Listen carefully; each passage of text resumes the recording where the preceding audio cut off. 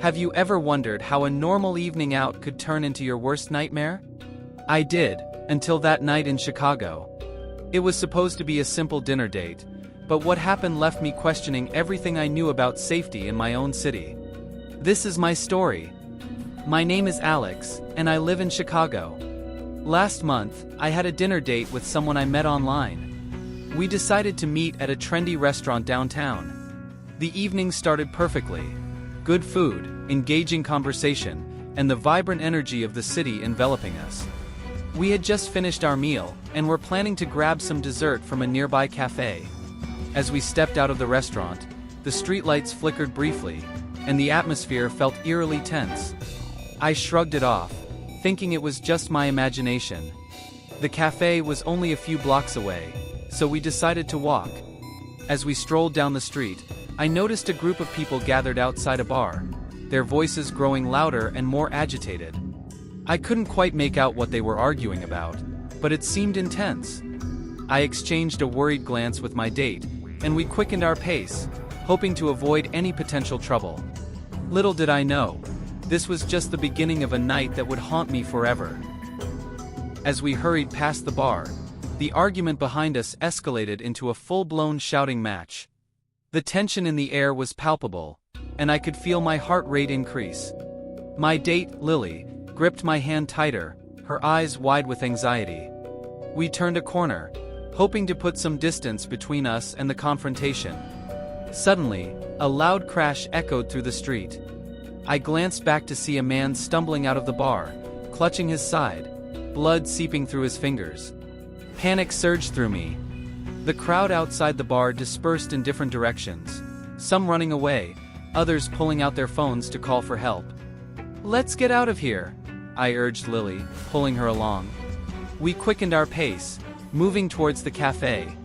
But as we approached, we noticed police cars and an ambulance parked outside, lights flashing. It seemed the trouble had spread faster than we anticipated. We were forced to turn back and find another route.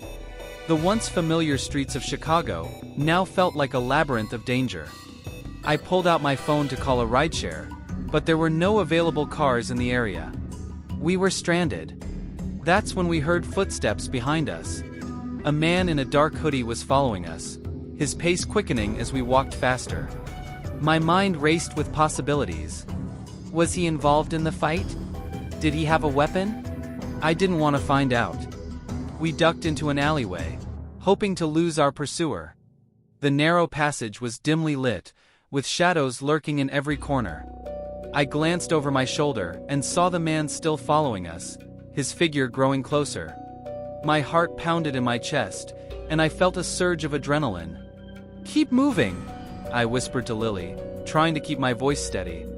We navigated through the alley, avoiding trash cans and puddles, the sound of our footsteps echoing against the brick walls. Just as we reached the end of the alley, we found ourselves in a dead end. Panic set in as we realized there was no way out.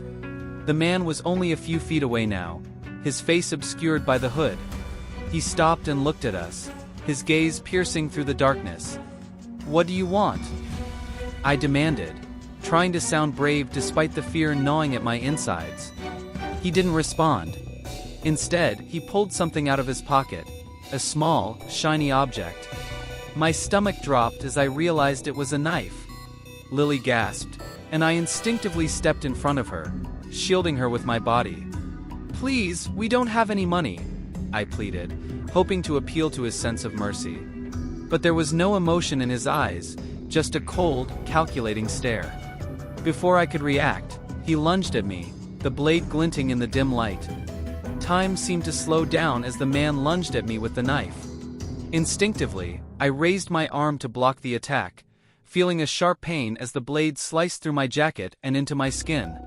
The shock of the injury sent a jolt through my body, but I knew I couldn't afford to collapse. I had to protect Lily. With adrenaline surging, I managed to grab the assailant's wrist, twisting it with all my strength. He grunted in pain and dropped the knife, which clattered to the ground. I kicked it away, sending it skidding across the alley. For a moment, we stood there, locked in a struggle, neither of us willing to back down. "Run, Lily," I shouted, hoping she could find help. She hesitated, her eyes filled with terror, but then she turned and sprinted towards the entrance of the alley. The man saw her escape and tried to break free from my grip, but I held on, refusing to let him go after her. He punched me in the stomach, knocking the wind out of me. I stumbled, but kept my grip on his wrist. Suddenly, I heard voices shouting from the end of the alley. A group of people had gathered, drawn by the commotion. Among them, I saw a police officer pushing his way through the crowd. Relief washed over me as the officer approached, his hand on his holstered gun. "Freeze! Drop it!" The officer commanded, his voice firm and authoritative.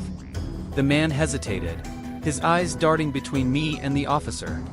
Realizing he was outnumbered and outmatched, he wrenched free from my grasp and fled into the night, disappearing into the shadows. The officer immediately checked on me, calling for an ambulance as he did. Lily rushed back, her face pale but determined to make sure I was okay. The crowd buzzed with murmurs, some taking pictures, others asking if we were all right. I was too shaken to respond coherently, the pain in my arm and the shock of the attack making everything feel surreal. The paramedics arrived swiftly, treating my wound and ensuring it wasn't life-threatening. As they bandaged my arm, the police took our statements, trying to piece together what had happened. I recounted the night's events as clearly as I could, but my mind was still reeling from the close call. "You're lucky to be alive," one of the paramedics said, his tone serious. "That could have ended much worse." I nodded, feeling a mixture of relief and lingering fear. The reality of how close we had come to a potentially fatal encounter was sinking in. Lily stayed by my side, her hand in mine, offering silent support. The police assured us they would do everything they could to find the attacker, but I knew it wouldn't be easy. Chicago was a big city, and he could disappear easily. The thought of him still out there, possibly targeting someone else, made me shudder. Lily and I decided to head home, our evening ruined but grateful to be alive. As we walked away from the scene, I couldn't shake the feeling of being watched, the shadows seeming more menacing than ever. The city I once loved now felt like a place of danger and uncertainty. The following days were a blur of police reports, doctor's visits, and restless nights. I couldn't stop replaying the incident in my mind, the feeling of that knife cutting into my arm, the look in the attacker's eyes. Lily tried to comfort me, but I could see she was struggling too. The sense of safety we once had was shattered. I started avoiding going out at night, and even during the day, I found myself constantly looking over my shoulder. The city felt different, more sinister. Every shadow seemed to hide a threat, every passerby a potential danger. It was a miserable way to live, but I couldn't help it. The trauma had taken root, and it wouldn't let go. Lily suggested therapy, and while I initially resisted, I eventually agreed. Talking about the experience helped a bit, but the fear remained. The therapist said it would take time, and I had to be patient with myself. But patience was hard to come by, when every unexpected noise made my heart race, every unfamiliar face set me on edge. Weeks turned into months, and while some semblance of normalcy returned, the scars, both physical and emotional, lingered. I never did find out what happened to the man who attacked us. The police had no leads, and it seemed he had vanished into the city's underbelly. I still wonder why he targeted us that night. Was it random, or was there something more to it? I'll probably never know. But one thing is certain. That night changed me forever. Now, I'm more cautious, more aware of the dangers that lurk in the shadows. And while I try to move on, a part of me will always be stuck in that alley, fighting for my life,